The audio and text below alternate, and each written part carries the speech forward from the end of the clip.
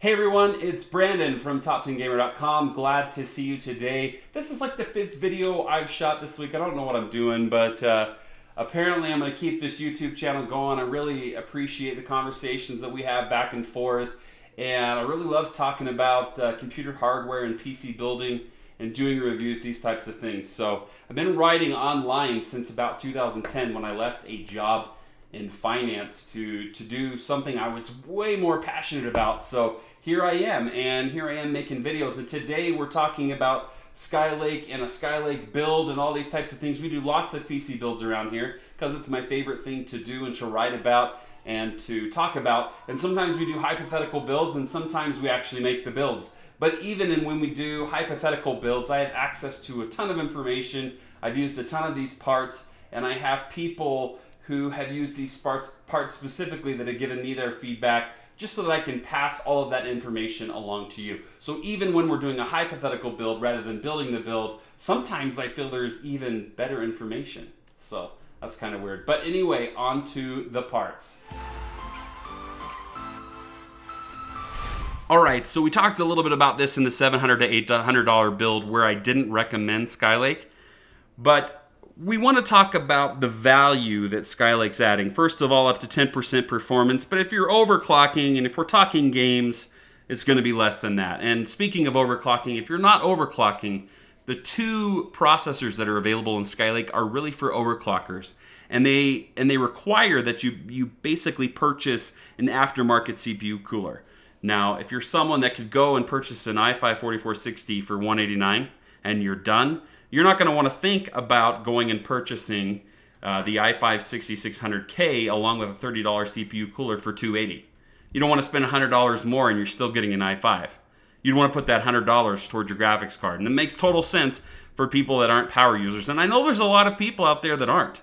One thing that we have an overabundance of on YouTube is PC enthusiasts, and everybody's talking about, hey, how much does it overclock this or that? Well, there's still a lot of people who don't want to mess with that. And I totally get that. They don't want to deal with that. They just want to put together the machine or have someone else put it together for them, and then bam, it's done, you know? And they don't really care about all of the specifics of tweaking and things like that. And if that's you, stick with Haswell. It's cheap, and you can probably pull that DDR3 out of your old system.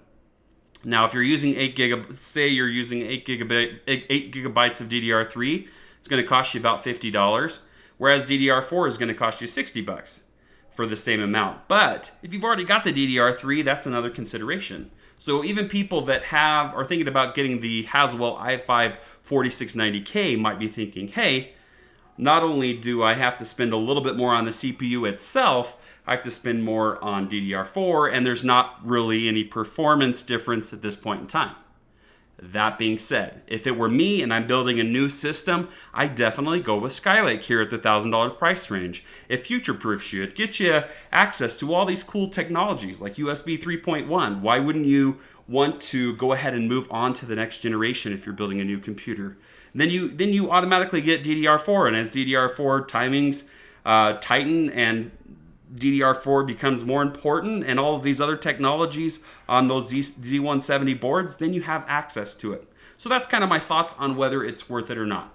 Moving on, I just want to talk about whether you should get the R9 390 or the GTX 970 here, because that's what we have a budget for now. Keep in mind, our $700 to $800 build, it had the 4690K, and we were able to incorporate the R9 390. We're spending quite a lot here just to be able to go forward to the next generation. So in terms of 1080p and 1440p performance, the basics of this, and you can go back to the $700 to $800 video to watch this, but the basics of this, if you've watched JZ2Sense's video, if you've checked out Guru 3D's benchmarks on the R9 390 versus the GTX 970, the basics are that the R9 390 basically wins by a little bit in 1080p and by, as much as like 20% or so in 1440p, depending on the game. Of course, Witcher 3, something like that, it's not going to be nearly that good, and it can even flip-flop to the 970. So if we're talking about an NVIDIA GameWorks game, the 970 is probably the better deal here. They're both around $330, but you have to keep in mind something very big, and that is that right now you're going to get that Metal Gear game, AAA title, $60 game with the 970. So the 970, if you want that game, will effectively save you $60. And that's a big deal. Not only that, it's more energy efficient. And I think people would prefer that if they had the option of something, obviously if they had the option of something that's either energy efficient or not, they're going to go with what's energy efficient. So I think a lot of people would still prefer the GTX 970. And even though Jay-Z showed that the R9 390 is the new king at $330, and I think he's absolutely right that it does have the most performance, it's not necessarily the most practical if you're wanting that game, or if you're wanting energy efficiency. So that's my basic thoughts on the R9 390 or the GTX 970. You'll have to choose what's most important to you. Moving on to motherboards, I think Z170 motherboards are something people are very confused about right now. Now, when I come to you guys and I start talking about motherboards and a specific chipset, it means that I've read a ton of stuff.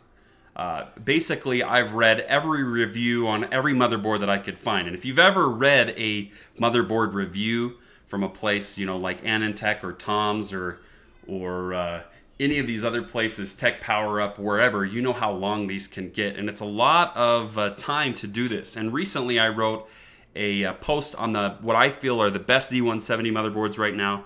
It's on the website. That's one great thing about the website is you get to go there, you get some of the information that I don't necessarily put on video. And so hopefully that's something you guys are willing to do to go check that out. But when I come and bring a recommendation, it's because I'm pretty informed as to what's out there. Now, in the $150 price range, I like the Asus Z170-A. Definitely not a creative pick. Definitely won't win me any awards. But I really, really like it, and I think it's the one to get. And it's really not it's a no-frills kind of board. It's not going to give you the look of like the Hero Maximus 8 that has, but it's going to give you very, very similar overclocking. And that's what 90% of you are worried about here anyway. Again, it doesn't have the rigidity and the features of those higher end boards, but it has a lot of the features that you want. So around $150 you could go with that, or you could even go with something cheaper in the $120 category. I like the MSI Z170 PC Mate. They made a great board. The Z97 PC Mate is also a great budget board. So really like those MSI boards as well. All right, for DDR4 memory, I also wrote a post on what I thought was the best DDR4 memory. So basically that's me doing as much research as I can. And, speed here doesn't seem to improve the performance and everything as much as you might think it does. So you're not going to improve your FPS by going from 2400 megahertz to 3600. 2400 seems to be the sweet spot. So that's what you need to get. And for that, I really like the Crucial Ballistics Sport because it's cheap and reliable. They don't have timings perfect on DDR4 right now. So go with something like that.